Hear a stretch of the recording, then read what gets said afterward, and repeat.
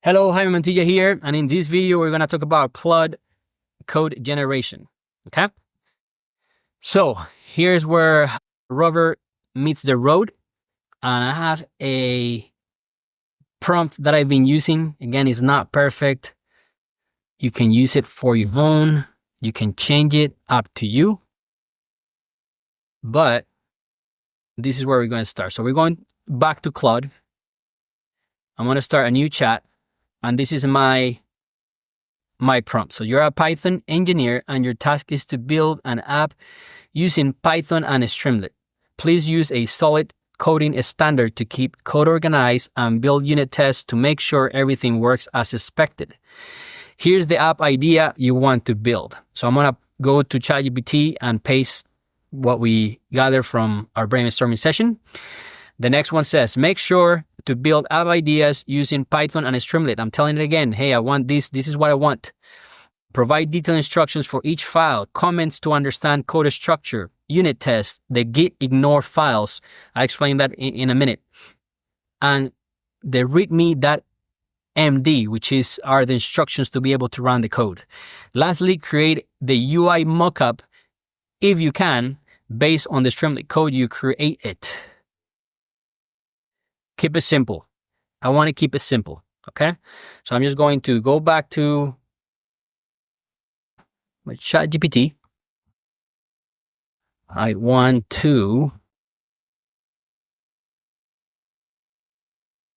just going to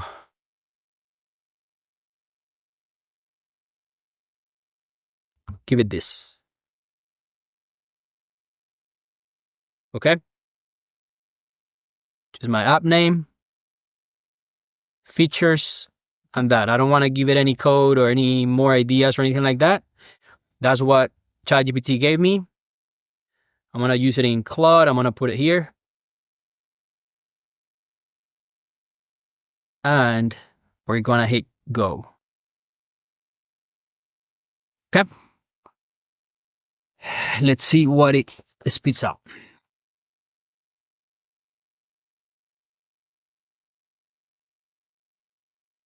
Okay? I'm going to pause here. It's a little bit, not pause, but it's going to be a little bit of silence while I'll take a look at this and while it generates all the code. So as you can see, it's giving you the code structure, which it is more complex. It has configurations, interfaces, all that good stuff. This one that we created from ChatGPT.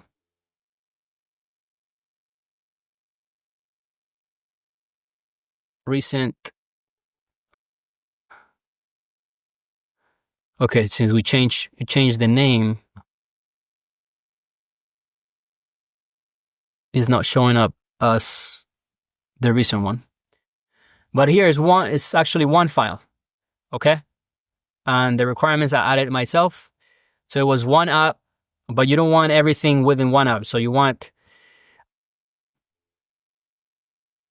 your UI code in one file, you want the functions on some other files, and you want to organize it, like I said, on the script, a solid coding the standards. So it's keeping everything organized in a single place. You don't want to repeat code. You want to be able to differentiate between the main code and the test, all that good stuff.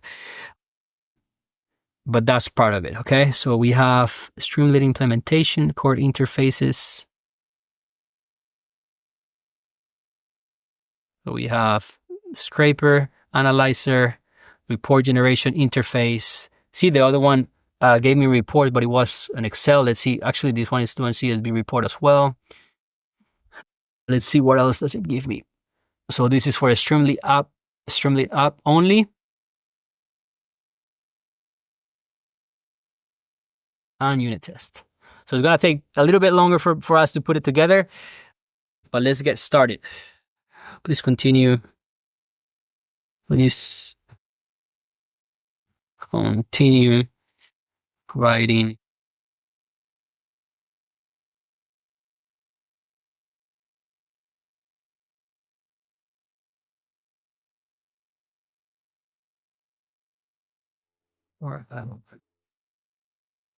Okay, so I'm gonna go ahead and use this boilerplate that I have here, and I could provide you with these as well. So I have a boilerplate, like based on the information that I've had before. It's like it normally has kind of the same structure. I may have to add other files here and there, but at least would get me started with the review a smart app. Okay, so I'm gonna do that. Actually, boilerplate, I'm gonna copy paste, and then I'm gonna do review smart, and then here I'm gonna open the folder review smart, which is my Claude. As you can see, it already has source, some of the files, test, some of the files, gitignore, MD, and requirements. It's more of a shell to be able to not waste time, pretty much. Okay, so it gave me a mockup similar to what we build in ChatGPT. It has more stuff, more sections. It's not going to be exactly like this one, but it's going to be pretty close. And this is how it's built here. So this is just amazing how it does it. And I'm going to start with the structure. And just bear with me here. Again, this is part of what we have to do, and that's why I want you to kind of see it happen. So I have the gitmore, I have the readme, I have the requirements. I need the setup.py. Put it here on the side. Then that's going to be on the source, on the root. So we got this, we got this. So we are at the root whenever this is blue. So setup py, we have test, and the test we have init. So in the test, we have the init.py, and then I'm just going to have the test scraper. Then we're going to have the test analyzer. Then we're going to have the test report generator. I want to make sure that our tests are working. So we want to make sure that we're testing the app not only manually, but also automatically with unit tests. We could talk about automation testing and all stuff in another session, or talk about in a different course. But this is part of it is, part of building an app is testing. And that's what I was saying, that you will learn about testing as well, because that's pretty much a must when building applications. So we have test, we have source, and on the source we have the init.py, then we have the config.py.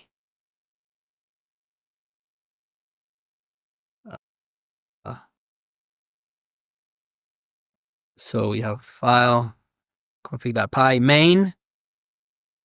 We can change the name if we want, if we're not going to get confused. So let's do this. I'm just going to rename it to main. And then within the source, we have interfaces, services, and UI. So you have interfaces.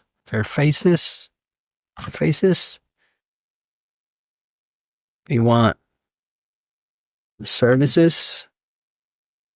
And then we have UI. Okay. And then within each, we have this init.py. So I know that this init.py is on every single folder. So I'm just going to copy it and add it to every single file. And then within each folder, I'm going to add the necessary files that this is telling me. Okay. Again, the more code, the more iterations. It's not a simple one file versus many files.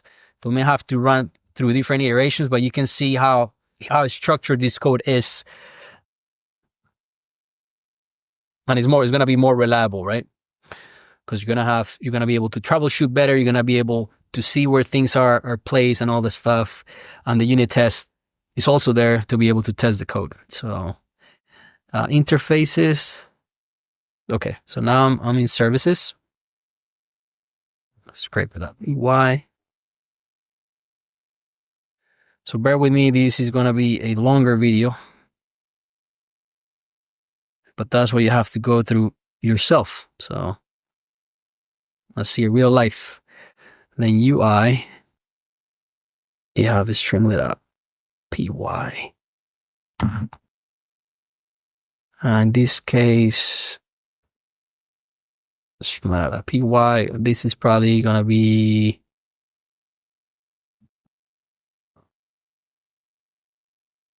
app.py. I'm just going to keep it as the app.py since I know this is the UI. Okay.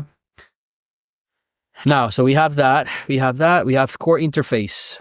So we have scraper interface. That's in interfaces. So scraper interface. We have analyzer interface. And then we have report interface. Fine. Okay. Now we have services. Implementation is scraper services. We have scraper services. Fine. Analyzer services.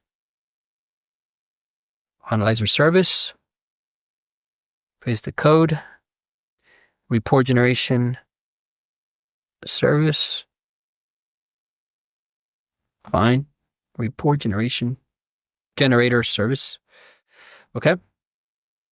Then we have the Streamlit UI, which is essentially this whole code.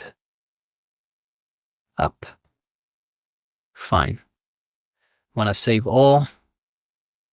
Let's see what this is giving us. So we have unit test. 1 second. So we have test is scraper.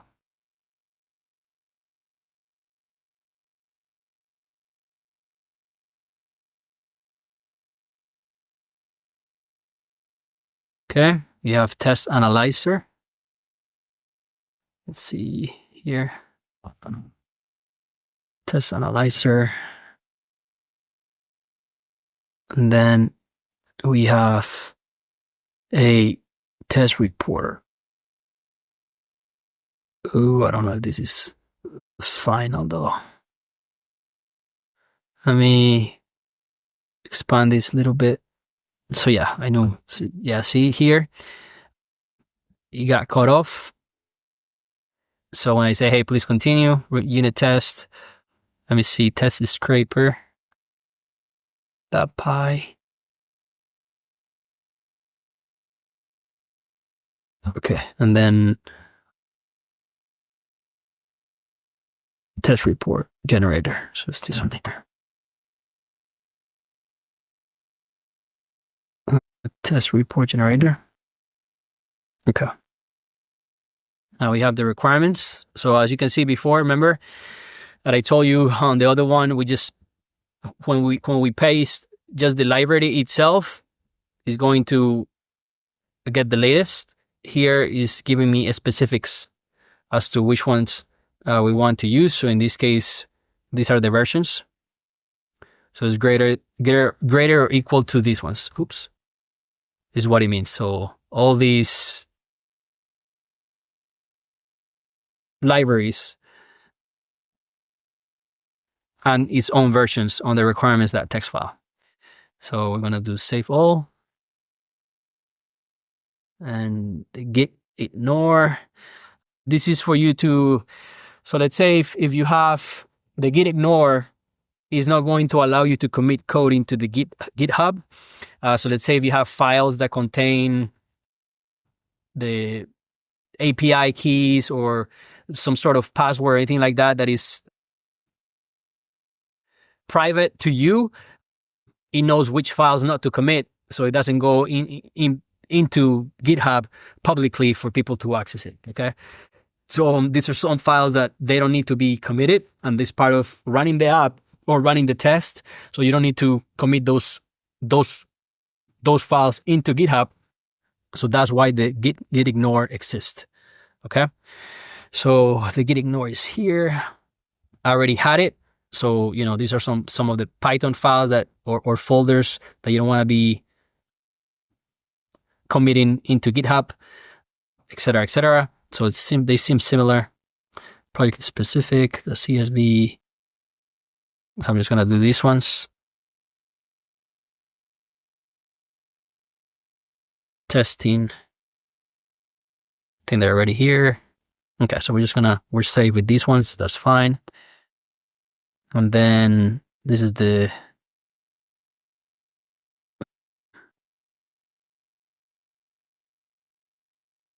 mockup. I like to download it and just put it into the code just for reference. Some of the assets that were gathered. Let's see what it looks like. Remove protection and open. Opening just once. So that's it. Gonna have the bar. Gonna have the CSV file, common issues, app crashes, sentiment distribution. Okay, let's see if it's going to be the same. And then, so that completes the review of Smart Application. Here's the summary: a well-organized project structure following the solid principles, core interface for scraping, analysis, and reporting, concrete implementation of each service, a clean Streamlit UI, comprehensive unit test, proper project documentation and configuration files, a UI mockup showing the final look. To run the application, we have to do this. The application follows the solid principle and explains what solid principle are. So a single responsibility. Each class has one job: scraping, analyzing, and reporting. That's why we have so many files. Open and close. So new functionality can be added by implementing new interfaces. That's why we have the interfaces folder.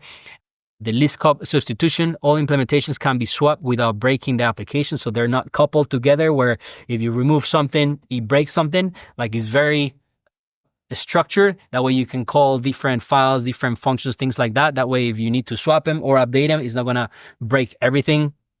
Interface segregation. So interfaces are focused on minimal, very specific, and dependencies inversion. So it's high level module dependence, dependent on abstractions. And that's why you see that pretty much the code structure. Would you like me to explain any specific parts of more details and make any adjustments to the implementations? Not right now. So what I want to do right now is test it. Okay. So with that said, we know the drill. We go here, we call the terminal. So that's Shift Control tilde. We want to create a virtual environment. So we do Python -m .vmv. That's fine. So we created the folder here. See it? You see it? That's it. And then we do vmv script. Then you do activate. It's going to activate. Then we're going to do Python or pip install -r requirements. It's that one. Okay, don't show me this again. So it's going to go through every single dependency here and or library to be able to run the app successfully. Let's see. Exciting. It may not work, but that's when we start iterating and debugging. And we may have to pause there to be able to create the next video. So let's see.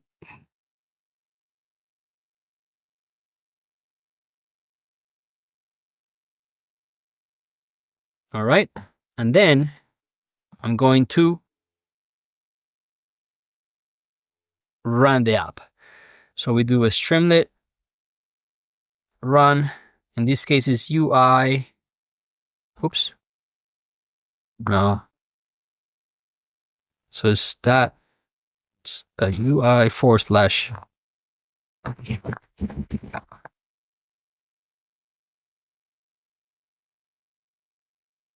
Oh, it's source. Hello. Of course. UI. Back. And if we go back to here, Streamlit run source UI Streamlit up. That's fine. So we're doing what we're supposed to do. In this case, it's going to spin up the browser. Boom. We got an error, which is fine and great because that's going to be part of the next video. All right. See you in the next video. Thank you.